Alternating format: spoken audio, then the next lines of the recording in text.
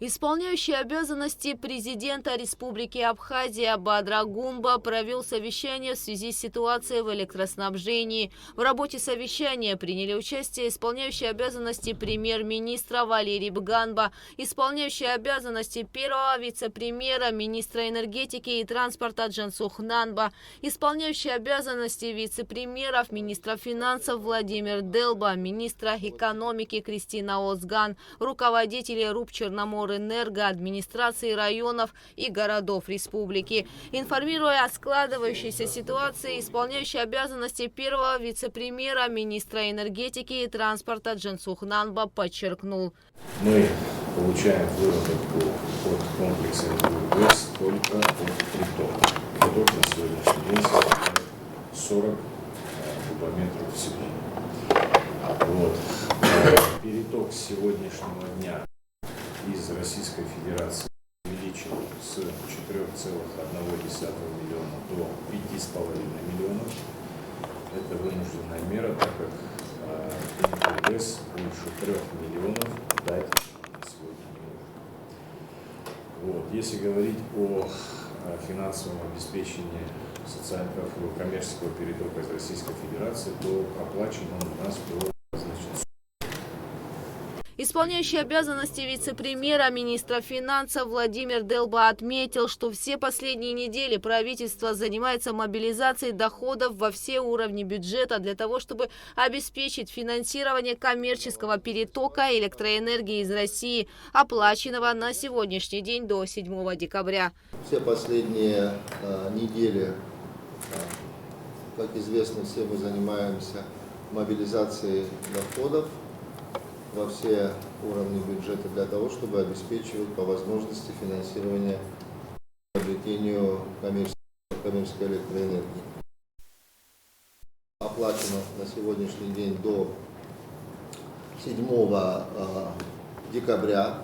А вот если говорить о бюджетных средствах, которые были направлены, это 425 миллионов рублей, это с ноября месяца по сегодняшний день. Бадр Зурович, вчера утром мы проводили совещание по определению источников обеспечения на дальнейшую перспективу по возможности. Я могу проинформировать вас о том, что вчера согласовали уровень изменения бюджета Гадовского района плюс 10 миллионов в пользу приобретения перетока.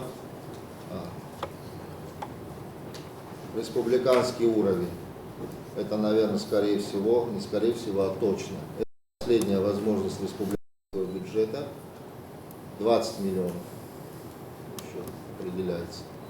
Вот. И сейчас Джансух Эдуардович сказал о том, что перед нашей встречей, о том, что РУП Черноморэнерго тоже 10 миллионов. Да? Сегодня. Да. Вот и консолидированные ресурсы 40 миллионов рублей. Я хочу поставить вас в известность, еще раз проинформировать о том, что на сегодняшний день за счет средств республиканского бюджета не выплачивается заработная плата ни одному бюджетополучателю, ни одному работнику бюджетной сферы. Вообще не выплачивается. Прежде всего, конечно, начиная по нашему графику, обращается внимание сразу же на силовой блок, правоохранительные органы. Сегодня они находятся без финансирования как заработной платы, так и, разумеется, других обязательных расходов, которые предусмотрены нашим законом.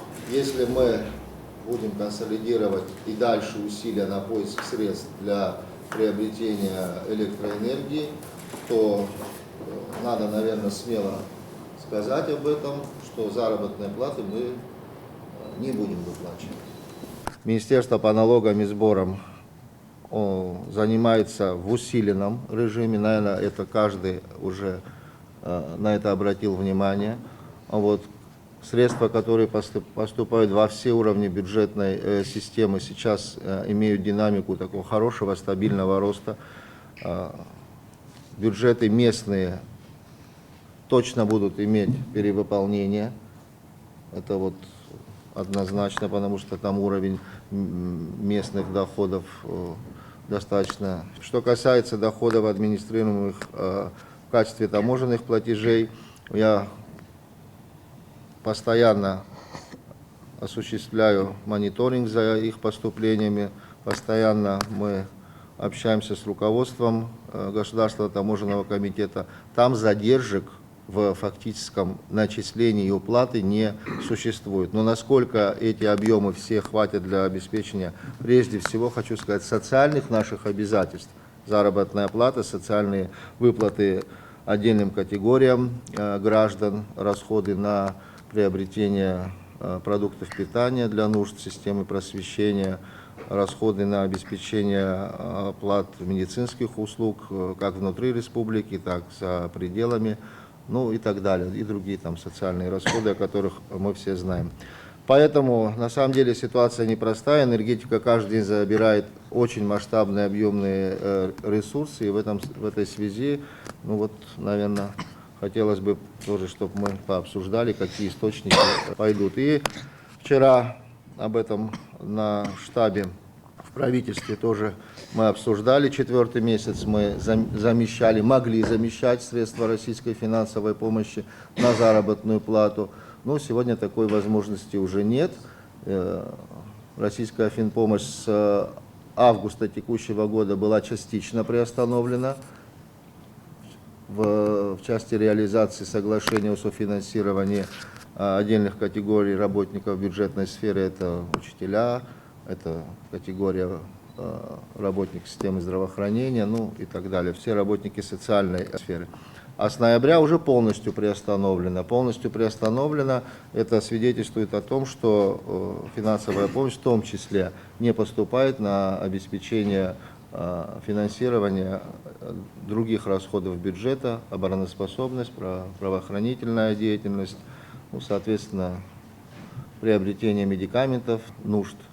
Полностью приостановлено финансовое обеспечение и бюджетных инвестиций, таких как инвестиционная программа и поддержка субъектов, значит, предпринимательства. Таким образом, до конца года у нас из средств российской финансовой помощи мы не получим 1 миллиард 800 миллионов рублей. Вот эти средства нужно заместить для того, чтобы обеспечить часть средств, российских средств, которые должны были пойти. Гендиректор Черноморэнерго Тимур Джинджолия сообщил, что текущий приток на сегодняшний день нам дает 2,5 миллиона киловатт-часов плюс 500 тысяч, они как бы подпитывают от себя. Текущий приток на сегодняшний день нам дает 2,5 миллиона киловатт-часов плюс 500 тысяч, они как бы подпитывают от себя. Но на уровне 3 миллионов они держат выработку со стороны Ингургэса. Плюс сегодня вся выработка Сухумгэса переключилась тоже в наши сети, они остановили там работу. Вот. И порядка 7 мегаватт они вливают в нашу систему. Это вот сейчас буквально по дороге сюда как бы такое сообщение пришло. Вот. В случае, если будет остановлен переток 3 миллиона киловатт-часов, это третья часть от нашего потребления сегодняшнего. Если мы только на Ингуре останемся, это будет 7, максимум 8 часов в сутки будут иметь свет. Все остальное время будет обесточено. Исполняющий обязанности премьер-министра Валерий Бганба сообщил: мы вчера провели штаб. Конечно, за один день каких-то результатов мы не добьемся, но там есть, где надо добиваться результатов. Мы вчера провели штаб, дали конкретные поручения. Конечно, за один день каких-то результатов мы не добьемся, но там есть, где надо добиваться результатов, там есть, действительно, где вести наступательную работу, чтобы какой-то результат был. По налогам мы вчера разговаривали с коллегой. Это, конечно, помогает и собирать и другие виды налогов. И думаю, что помощь налоговой всем районам будет. Правительство, там тоже есть средства, которые мы можем задействовать во всех наших расходах. Ну и по связям с нашими партнерами я выходил на сопредседателя межправительственной комиссии Новака Александра Валентиновича по всем этим вопросам. Он обещал поговорить со всеми коллегами. Это было позавчера, пока обратной связи нет. О ситуации с взысканием задолженностей и по различным видам платежей высказался и глава администрации Гальского района Константин Пилия. Больше 70 миллионов задолженность у особой экономической зоны. Все это время, все 4 года, 5 лет, очень часто я разговаривал и с Русланом Георгиевичем, президентом, и все, искали пути, с ней встречался 7 раз по рекомендации наших руководителей, некоторых руководителей вот этой особой экономической зоны. Каждые 3 месяца, вот через 3 месяца заплачу. Я говорю, да скажите, что у вас нет средств. Мы будем думать, нет, через 3 месяца, через 4, через 3, через 4, вот сейчас. Письменные обязательства, ничего не выполнено. На сегодняшний момент около 70 миллионов по земельному налогу за весь период 2016 года. Шансов, что какие-то денег получить с этой организации нет. И потому, наверное, налоговая и наши налоговые это вообще деньги не учитывают. А земельный налог, почему я не должен был расторгнуть уже давным-давно, вопрос на встречу, потому что меня держит указ президента Рауля Жумповича Хаджиба, где было указано главе администрации заключить договор аренды. Вот этот указ держит. Но при том, при всем, в любом случае налоги обязаны платить, но ничего не платится. Как мне действовать? Исполняющий обязанности премьер-министра предложил возможность введения режима чрезвычайной ситуации в энергетике. В этой связи, по его мнению, необходимо провести заблаговременную подготовку на объектах особой важности. Если будет такая необходимость, я обращусь к Бадру Зурабовичу с такой просьбой. При режиме ЧС четко определяется, кто как что снабжается. Я думаю, что Министерство энергетики, Черноморэнерго может нам представить вручную. Можно вырубать федера, но оставлять включенными школы, больницы, то есть то, что необходимо. Это мы даже во время войны делали, когда с Багнальгеса таскали в городе, снабжали больницу электричеством. Это четкие планы должны быть у Черноморэнерго. Технически, я думаю, возможно. Может быть, не везде, но в крупных городах это возможно. На эту ситуацию исполняющий обязанности главы государства отреагировал поручением администрации президента подготовить решение об отмене принятого ранее решения по предоставлению земельных ресурсов упомянутой компании. Спасибо всем вам, президенту, парламенту, что мы смогли выйти хоть приравнять фонд заработной платы. У нас было 3500 рублей. У нас средняя зарплата сегодня выходит 20 тысяч рублей. Огромное вам спасибо за поддержку и то, что вы сделали за последних 5 лет. Я вам благодарен. Да, я не знаю, что будет дальше, но бюджет, точно могу сказать, в 2025 году 14-13 миллионов рублей. Можете просто отнять 167 миллионов из 413. То есть насколько бюджет увеличился у нас, не создавая никаких предприятий бюджетообразующих. Это о чем-то говорит, надеюсь. Спасибо вам большое. Уважаемый Бадру Зурабович, уважаемый Валерий Рамшухович, администрация города Сухум, как уже я до этого доклада, работает в штатном режиме. Что касается состояния бюджета, мы идем с опережением 118% по результатам на 1 декабря. Мы были чуть больше, но ноябрь месяц, в принципе, выполнили прям, как говорится, копейка в копейку. А так шли 7 месяцев с опережением. Мы понимаем, что мы декабрь месяц вряд ли выполним те плановые показатели, которые есть. В общем, бюджет мы выполним, но подоходный налог, я так понимаю, выпадет из тех доплат, которые должны были прийти из Российской Федерации, приблизительно минус 50 миллионов, а то и больше. Поэтому мы такое дело ожидаем. Это первый момент. Второй момент, мы всегда, каждый год, с 2021, если 2020 не считать ковидные, 2021 год, к концу года начали развиваться, двигаться, каждый раз мы заходили с приличной подушкой в следующий год, от 100 миллионов и выше. Подозреваю, что вот это межсезонье всегда у нас может быть недополученные бюджетные средства. Поэтому мы так и планируем в этом году. Да? И надеюсь, что даже если мы декабрь месяц не выполним, вообще беспрецедентная сумма, больше 300 миллионов рублей мы должны получить в декабре по запланированному бюджету, 360 даже, да, вот так, больше 350 миллионов. Если брать консолидированно, мы бюджет должны выполнить и еще оставить какую-то подушку, с учетом тех сложностей, невыплат заработных плат, имеется в виду доплат. И вот здесь Владимир Валерьевич сказал о том, что все равно надо планировать так, как вы планировали. Планировать и не исполнять, потом отчитываться о неисполнении бюджета, называя причины почему. Конечно, почему всегда можно быть и субъективные, и объективные причины. По факту деньги не приходят.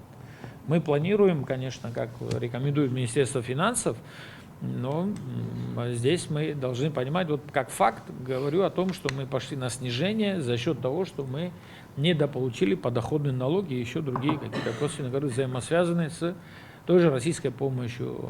Значит, те доходы, которые получаются с реализации инвестиционной программы и так далее. Я не стал сейчас все перечислять, а конкретно говорю вот с тех цифр, которые должны были попасть на доплату системы здравоохранения, образования, культуры, всего социального блока.